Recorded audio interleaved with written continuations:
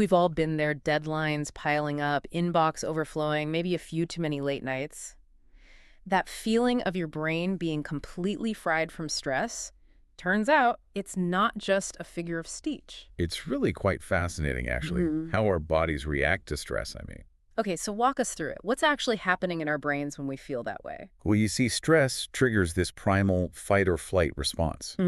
Think back to our cave-dwelling ancestors, suddenly face-to-face with a saber-toothed tiger. Yikes. I'd say that qualifies as a stressful situation. Exactly. Their bodies would flood with hormones like glucocorticoids, designed to give them that immediate burst of energy and focus needed to either fight off the threat or, make a swift exit. Makes sense. You wouldn't want to be sluggish with a saber tooth on your tail. So how does that translate to modern-day stress?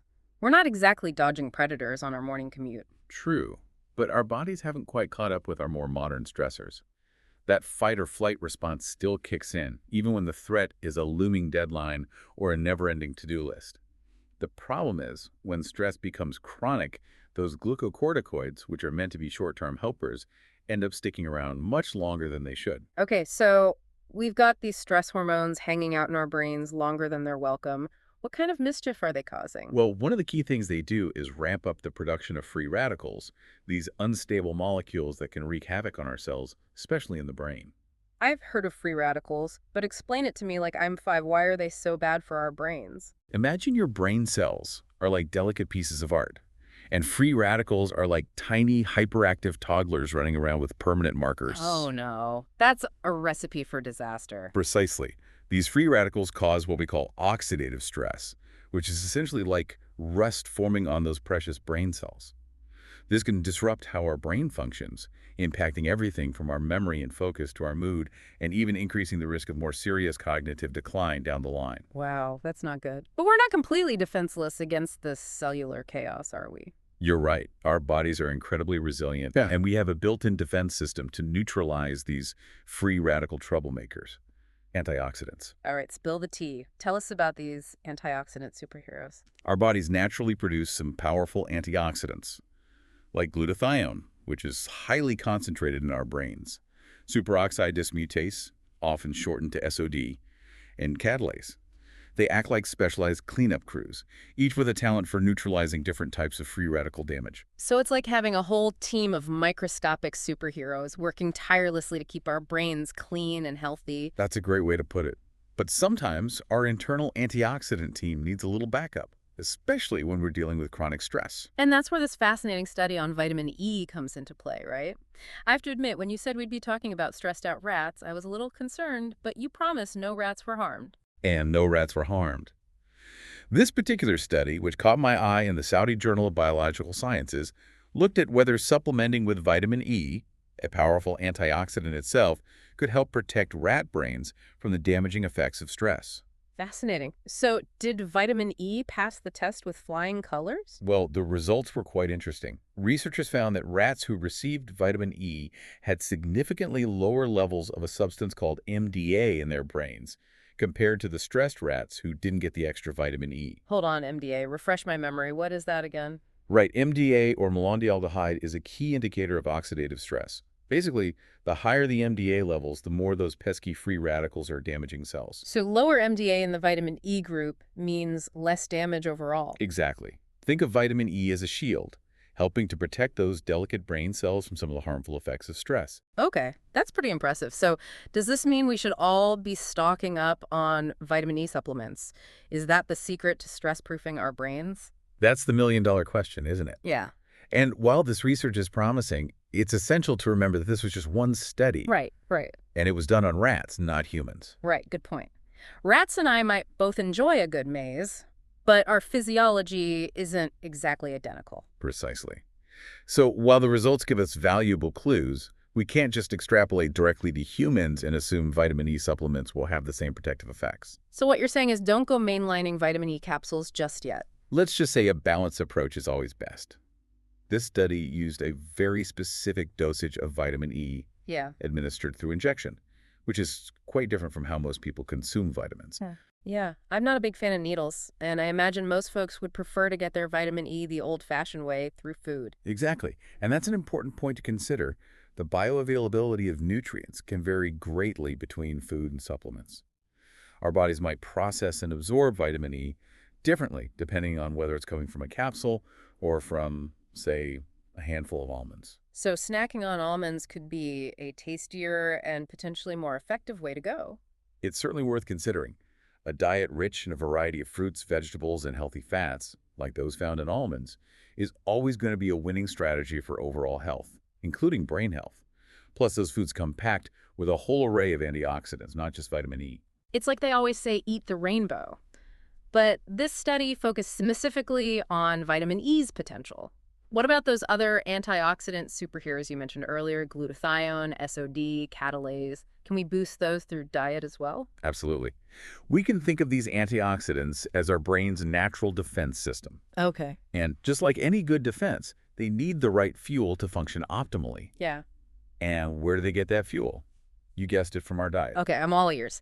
Hit me with your top brain-boosting foods. What should we be loading up on? Well, for a glutathione boost, look no further than your local farmer's market.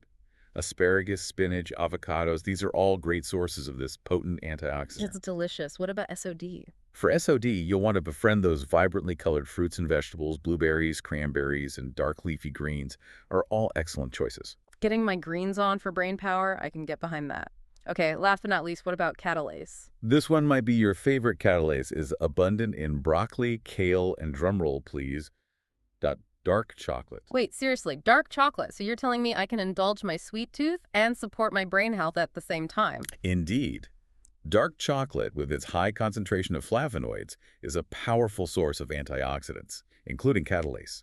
Of course, as with all good things, moderation is key. I'll try to keep that in mind as I raid the pantry for dark chocolate. So it seems like while vitamin E might offer some protection, a more holistic approach is key here. We need a well-rounded team of antioxidants, and a balanced diet is the best way to assemble that team. Exactly. Think of it like a basketball team. You wouldn't rely on just one star player to win the championship, right?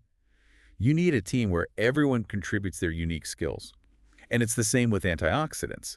Vitamin E might be a valuable player, but it works best as part of a team effort, supported by a variety of other antioxidants and nutrients that we get from a balanced diet. I love that analogy. So we've got our antioxidant all-stars. We're fueling up with brain-boosting foods. What else can we do to help our brains thrive, especially in the face of stress? Well, we can't talk about brain health without talking about lifestyle factors, and one of the most powerful tools we have in our stress-busting arsenal is exercise. Ah, yes, exercise. The E word. I know it might not always sound appealing, especially when we're feeling stressed, but trust me on this one. Exercise has been shown to have profound effects on brain health. Not only can it help buffer against the negative impacts of stress, but it can actually promote the growth of new brain cells. Hold on a minute. Rewind that last part. New brain cells. You're telling me our brains can actually regenerate? It's true. For a long time, it was believed that we were born with all the brain cells we'd ever have. But we now know that the adult brain is capable of producing new neurons, a process called neurogenesis. Wow. And one of the most effective ways to stimulate neurogenesis is through, you guessed it, exercise. Mind blown. So hitting the gym isn't just good for my biceps, it's good for my brain too. Talk about a win-win situation. Exactly. And it doesn't have to be anything too strenuous. Even moderate exercise, like a brisk walk in nature, can do wonders for stress reduction and brain health. It's all about finding activities you enjoy and incorporating them into your routine consistently. All right. You've convinced me. I'm lacing up my walking shoes as we speak. So we've got diet, exercise. Any other key players on the brain-boosting dream team? Well, we can't forget about sleep. It's often overlooked, but quality sleep is absolutely essential for a healthy brain. Sleep. The holy grail of modern life. Between work, family, and trying to squeeze in some semblance of a social life, getting enough sleep can sometimes feel impossible. It's definitely a challenge for many of us. But it's so crucial because sleep is like a nightly reset button for our brains. Okay. It's when our brains clear out waste products, consolidate memories, and essentially recharge for the day ahead. And I'm guessing chronic stress doesn't exactly make getting a good night's sleep any easier. Unfortunately not. Stress and sleep often get caught in a vicious cycle. Stress can make it harder to fall asleep and stay asleep. Right. And then poor sleep can, in turn, exacerbate feelings of stress. It's a slippery slope. It's a vicious cycle indeed. So we know we need to prioritize sleep, but how do we actually make that happen when our minds are racing and our to-do lists are a mile long? That's the age-old question, isn't it? But there are a few things that can help. One of the most effective strategies is establishing a consistent sleep schedule. Yes, even on weekends. Ouch, I plead guilty to throwing off my sleep schedule on weekends. Is that really so bad? Even small shifts in our sleep schedule can disrupt our natural sleep-wake cycle, making it harder to fall asleep and wake up feeling refreshed. Another helpful tip is creating a relaxing bedtime routine, a warm bath, reading a book, anything that signals to your body and mind that it's time to wind down. And maybe putting away the phone an hour before bed. I know, it's hard, but I'm trying. Every little bit helps. Remember, it's not about perfection. It's about making small, sustainable changes that improve your sleep hygiene over time. This is all such great advice. We've covered so much ground today: the science of stress, the power of antioxidants, and the importance of a holistic approach to brain health. It's been a pleasure diving into this research with you. So, to recap, we've learned that chronic stress can take a real toll on our brains, but we're not defenseless. Our bodies have this incredible built-in defense system, in the form of antioxidants, and we can give those antioxidants a helping hand through a balanced diet, regular exercise, and prioritizing quality sleep. It's all about building resilience, both physically and mentally, to help our brains navigate the inevitable stresses of life. Absolutely. Now, this study piqued my curiosity about vitamin E's potential, but what about other vitamins? Could there be a whole lineup of other vitamin all-stars out there that are beneficial for brain health? That's a great question, and one that researchers are digging into more and more. There's growing interest in the role of various vitamins in supporting cognitive function and protecting our brains as we age. B vitamins, for example, are absolutely essential for a healthy brain. Oh, I've heard of B vitamins, but tell me more. What makes them so crucial for our brains? Well, B vitamins, specifically B6, B9, folate, and B12, are involved in a whole range of brain-related processes. They play a key role in producing neurotransmitters, which are the chemical messengers in our brains. They also help maintain the myelin sheath, that protective coating around our nerve fibers that allows for efficient communication between brain cells. So if we're deficient in B vitamins, our brains aren't going to be functioning at their best. Exactly. And unfortunately, as we get older, our bodies tend to become less efficient at absorbing certain nutrients, and B vitamins are often among the culprits. It's definitely something to be mindful of, especially as we age. Noted. I'm adding a B complex supplement to my shopping list right now. What about other vitamins? Are there any other promising contenders in the brain boosting department?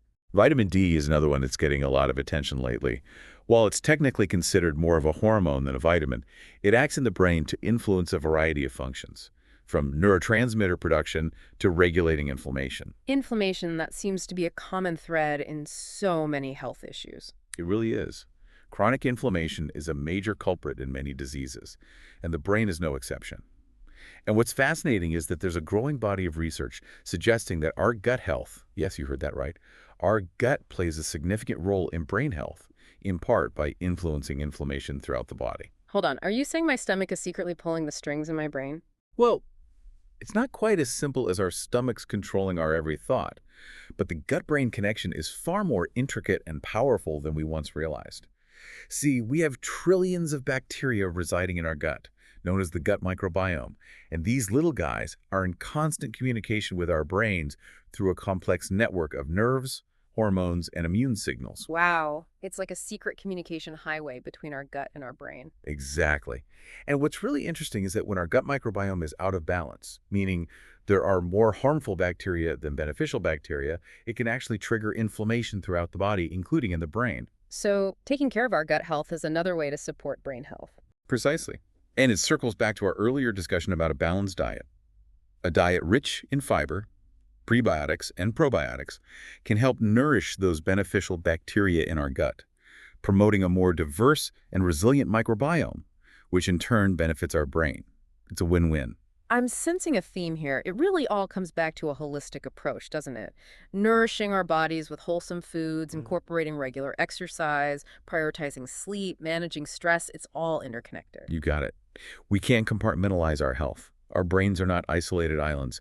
They're part of this intricate web of systems that all work together to keep us functioning at our best. This has been such an eye-opening deep dive. We've not only explored the fascinating world of antioxidants and brain health, but we've also uncovered a whole new layer of understanding about the interconnectedness of our bodies and the importance of a holistic approach to well-being. It's been my pleasure, as always. And remember, the more we learn about how our bodies work, the better equipped we are to make informed choices that support our overall health and well-being. Couldn't agree more. Well, on that note, I'm off to whip up a brain-boosting smoothie packed with spinach, blueberries, and maybe a little dark chocolate for good measure. Sounds delicious. That's a wrap on this deep dive. Until next time, stay curious, stay informed, and take good care of those incredible brains of yours.